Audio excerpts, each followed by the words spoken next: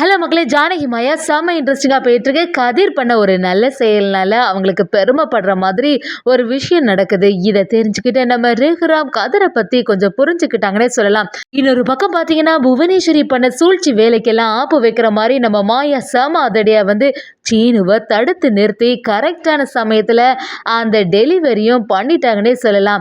வீடியோக்குள்ள போகிற முன்னாடி நம்ம சேனலுக்கு சப்ஸ்கிரைப் பண்ணுங்க, அப்படியே பக்கத்தில் இருக்க பெல் ஐக்கனை கிளிக் பண்ணிடுங்க. அப்போ தான் நான் போடுற வீடியோலாம் உங்களுக்கு நோட்டிஃபிகேஷனாக வரும்.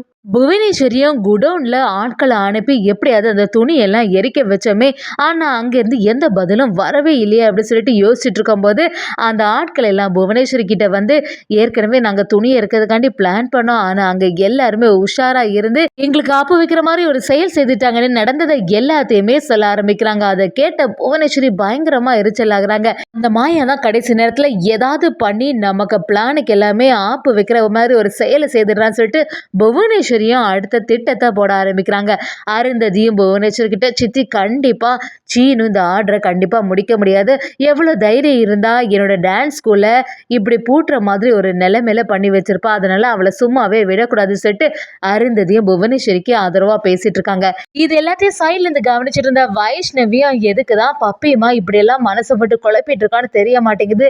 இந்த புவனேஸ்வரி மேடம் கூட சேர்ந்து இவளும் இந்த மாதிரி செய்துட்டு இருக்காளே, எப்பதான் இவளுக்கு நல்ல புத்தி வருமோ, மாயா வேற நல்ல பொண்ணு அப்படி சொல்லிட்டு வைஷ்ணவியும் மனசுல யோசிச்சுட்டே இருக்காங்க. புவனேஸ்வரியும் அடுத்த திட்டத்தை போட்டு, சரி இனி கரெக்டா டெலிவர் பண்ணதுக்கு வாய்ப்பே இல்லை, அவன் கரெக்டா டெலிவர் பண்ணதுக்கு முன்னாடி நம்ம ஆளை அந்த வண்டியில அனுப்பி அந்த துணி எல்லாமே எரிஞ்சு போடுற மாதிரி ஒரு செயலை செய்திடலாம் அப்படின்னு ஒரு ஆளை அனுப்புறாங்க. இது எதுவுமே நம்ம மாயாவுக்கு தெரிய மாட்டேங்குது. அதே சமயத்துல அந்த செட் பாத்தீங்கன்னா, நம்ம சீனுவ மாயா கிட்ட மாயா எல்லா பாக்ஸுமே ரெடியா தானே இருக்கு, டைம் ஆகுது, சீக்கிரத்துல டெலிவர் பண்ணணும் அப்படி சொல்லும்போது நம்ம மாயாவும் சீனு கிட்ட, ஆமா சீனு எல்லாம் கரெக்டா இருக்கு, எல்லாமே வண்டியில எடுத்து மட்டும் வச்சா போதும் அப்படி சொல்லும்போது நம்ம சிவராமன் மணி எல்லாருமே சேர்ந்து ஹெல்ப் பண்ணி நம்ம சீனுவுக்கு அந்த துணி எல்லாத்தையுமே பாக்ஸுக்குள்ள எடுத்து அந்த பாக்ஸை வண்டியில ஏத்திட்டு இருக்காங்க. மாயாவும் சீனு கிட்ட, சீனு இந்த புவனேஸ்வரி சும்மா இருக்க போறதில்ல, கண்டிப்பா மறுபடியும் ஏதாவது பிளான் பண்ணி இந்த டெலிவரியை ஏதாவது கெடுக்க முடியுமா அப்படின்னு சொல்லிட்டு யோசிப்பா, அதனால கவனமா இருன்னு சொல்ல ஆரம்பிக்கிறாங்க. சரின்னு சொல்லிட்டு அந்த வண்டியில உள்ள ஆட்களும், நான் கரெக்டா டெலிவர் பண்ணிடுவேன் சார், கிளம்புறேன்னு சொல்லிட்டு அந்த இடத்துல இருந்து கிளம்பும்போது கொஞ்ச நேரத்தில் நம்ம புவனேஸ்வரி அந்த ஆளுக்கு கால் பண்ணி, என்னாச்சு கரெக்டாக அந்த பாம்பு எல்லாம் செட் பண்ணி வச்சுட்டே அப்படி கேட்கும்போது, கொஞ்ச நேரத்தில் வச்சிடறேன் மேடம், வச்ச பிறகு உங்களுக்கு கால் பண்ணி சொல்கிறேன்னு அந்த ஆளும் கொஞ்ச நேரத்தில் அந்த பாம்பு எல்லாத்தையுமே அந்த துணிக்கு இடையில வச்சிடுறாங்க.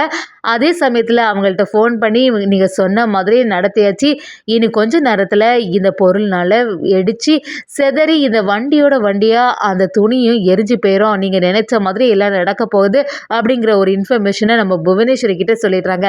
அதே சமயத்தில் நம்ம மாயாவும் கரெக்டாக எல்லாம் டெலிவர் ஆயிரும்னு ஒரு சந்தோஷத்தில் இருக்கும்போது சீனுக்கு ஒரு ஃபோன் கால் வருது.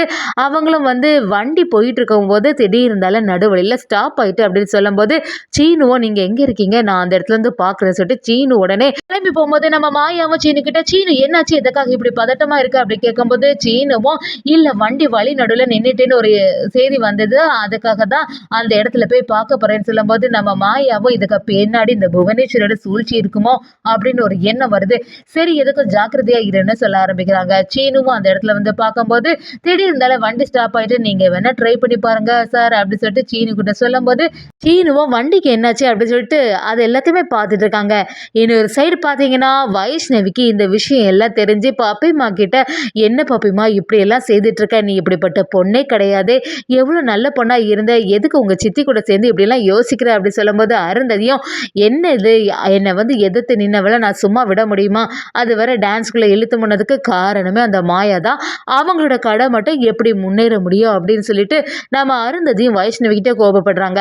வைஷ்ணவிக்கு மாயா செய்த எல்லா நல்ல செயல் எல்லாமே ஞாபகத்துக்கு வந்துடுது. அன்னைக்கு கோயிலில் வச்சு அந்த மாயாமா தான் நம்மளை காப்பாற்றினாங்க, நமக்காக எவ்வளோ செய்திருக்காங்க, அப்படிப்பட்டவங்களுக்கு ஒரு ஆபத்து வருதுன்னு தெரிஞ்சுன்னா நம்ம சும்மாவே இருக்கிறது தப்பு அப்படி சொல்லிட்டு வைஷ்ணவியை உடனே நம்ம மாயாவை பார்க்கறதுக்காண்டி கிளம்பி வராங்க. மாயாவும் வைஷ்ணவியை பார்த்தோன்னே, "எதுக்கு நீ இப்படி பதட்டமா வரீங்க? என்னாச்சு?" அப்படி கேட்கும்போது, "இல்லம்மா, நீங்க வந்து துணி எல்லாம் கரெக்டான சமயத்துல டெலிவர் பண்ணணும்னு சொல்லிட்டு ஒரு வண்டியில போயிட்டுருக்காங்கல்ல, அதுல வந்து ஒரு பொருள் வச்சிருக்காங்க. அந்த புவனேஸ்வரி சூழ்ச்சி பண்ணி எப்படியாவது அந்த துணி எல்லாத்தையுமே எரிச்சிடலான்னு சொல்லிட்டு ஒரு ஐடியா பண்ணியிருக்காங்க." அப்படி சொன்ன உடனே நம்ம மாயா அப்படியே அதிர்ச்சி ஆயிடுறாங்க. "என்ன சொல்றீங்க?" அப்ப வந்து இத பார்க்கறதுக்கு தானே சீனு வந்து போயிருக்கான். சீனுவ எப்படியாவது தடுத்து நிறுத்தணும்னு சொல்லிட்டு மாயாவும் நினைக்கிறாங்க. இத கேட்டுட்டு இருந்த நம்ம சிவராமனும் மணியும், "என்னம்மா, நான் உனக்கு ஏதாவது உதவி பண்ணணுமா?" அப்படி கேட்கும்போது மாயாவும், "நான் இப்பவே சீனுவ பார்க்க போறேன்னு" சொல்லிட்டு நம்ம மாயாவும் வைஷ்ணவியும் சேர்ந்து ஃபாஸ்ட்டா அந்த இடத்துக்கு கிளம்புறாங்க. அங்க பார்த்தீங்கன்னா, சீனு வண்டிய ஸ்டார்ட் பண்ணதுக்கு தயாராகும்போது, நம்ம மாயா ஒரு பக்கமா வந்து, "சீனு கொஞ்சம் அமைதியா இரு. இந்த வண்டியில ஒரு பிரச்சனை இருக்கு. நம்ம பொருளுக்கு ஆபத்து வர மாதிரி ஒரு செயல பண்ணியிருக்காங்க." அப்படி சொல்லிட்டு நம்ம சீனுவ தடுத்து நிறுத்தும்போது, வைஷ்ணவியும் இதுக்கு பின்னாடி தான் அந்த பொருள வச்சிருப்பாங்கன்னு அந்த வண்டியிலேருந்து அதை எடுத்துறாங்கன்னே சொல்லலாம். வைஷ்ணவிக்கு லைட்டா ஒரு ஆபத்து வருது. என்ன இருந்தாலும் நம்ம மாயா வைஷ்ணவிய பார்க்கும்போது, வைஷ்ணவியும், "என்னை பத்தி கவலைப்படாதீங்கம்மா. இந்த டெலிவரிய நீங்க கரெக்ட்டா பண்ணிடுங்க." அப்படி சொல்லும்போது, நம்ம மாயாவும் வைஷ்ணவிய கவனிக்கிறாங்க. சீனு கிட்ட மாயாவும், "சரி சீனு, இனி இத பத்தி கவலைப்படாத. அதான் நல்லபடியா சேஃப் ஆயிடுச்சுல்ல. கூடிய சீக்கிரத்துல அந்த டெலிவரிய சமயத்துக்கு சேர்த்துடு." அப்படின்னு சொல்லி அனுப்பும்போது, சீனுவும், "சரி மாயா, இந்த புவனேஸ்வரி இப்படி செய்வான்னு நான் கொஞ்சம் கூட எதிர்பார்க்கவே இல்ல. சரி, நான் கரெக்டான சமயத்துக்கு நான் டெலிவர் பண்றேன். நீங்க கிளம்புங்கன்னு" சொல்லிட்டு நம்ம சீனுவும் அந்த இடத்துல இருந்து அந்த ஆர்டர் டெலிவர் பண்ணதுக்காண்டி கிளம்பி போயிடுறாங்க. இன்னொரு பக்கம் பார்த்தீங்கன்னா, நம்ம தனாவும் கதிர நினைச்சு டென்ஷன்ல இருக்காங்க. கதிர் எதுக்காக இந்த அதிகாரிகள் கூப்பிட்டுருக்காங்கன்னு தெரிய மாட்டேங்குது அப்படி சொல்லும்போது, கதிரும், "நீ எதுக்குமே டென்ஷன் ஆகாத தனா, போய் பார்த்தா தானே தெரியும். சரி, என்னன்னு கேட்டுட்டு வரலாம்." அப்படின்னு சொல்லிட்டு நம்ம தனாவும் கதிரும் அந்த இடத்துக்கு போகும்போது, கதிர் அங்க வந்து பார்த்தோன்னா, அந்த ஆஃபீஸர பார்த்த உடனே அப்படியே அதிர்ச்சி ஆயிடுறாங்க. அந்த பொண்ண காப்பாத்தி குடுத்தனால அங்க உள்ளவங்களும் நம்ம கதிர்கிட்ட பெருமையா பேச ஆரம்பிக்கிறாங்க. "கதிர், நான் உன்ன இங்க கூப்பிட்டதே அன்னைக்கு பொண்ண காப்பாத்தி குடுத்துட்ட. ஆனா வந்து பணம் குடுத்தாலும் அத நீ வாங்கவே இல்ல. எவ்வளோ பெரிய நல்ல செயல் நீ செய்திருக்க தெரியுமா?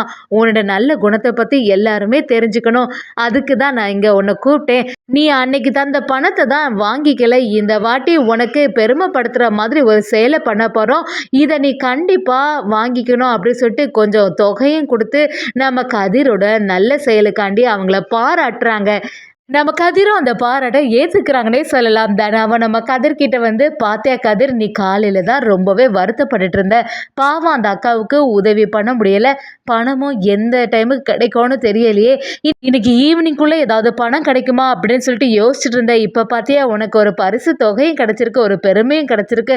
அப்படின்னு சொல்லிட்டு நம்ம தனாவ கதிர்கிட்ட சொல்லும்போது, "கதிரும், நீ சொன்னது எல்லாமே நிஜம்தான் தனா. நல்ல வேளை அந்த அக்காவோட ஹஸ்பண்ட் ஆப்ரேஷனுக்கு நம்மனால எதுவுமே உதவ முடியலையே." அப்படின்னு சொல்லிட்டு வருத்தத்துல இருந்தேன். பைக் வேற ரிப்பேர் பண்ண வேண்டியது இருக்குன்னு யோசனையில இருந்தேன். நல்ல வேளை கரெக்ட் ஆயிட்டு நமக்கு பணமும் கிடைச்சிட்டு அப்படின்னு சொல்லிட்டு நம்ம கதிர் சந்தோஷப்படுறாங்க. ஒரு கட்டத்துல நம்ம கதிர்க்கு இப்படி ஒரு பாராட்டு கிடைச்சது எல்லாமே ரகுராமுக்கு தெரிய வருது.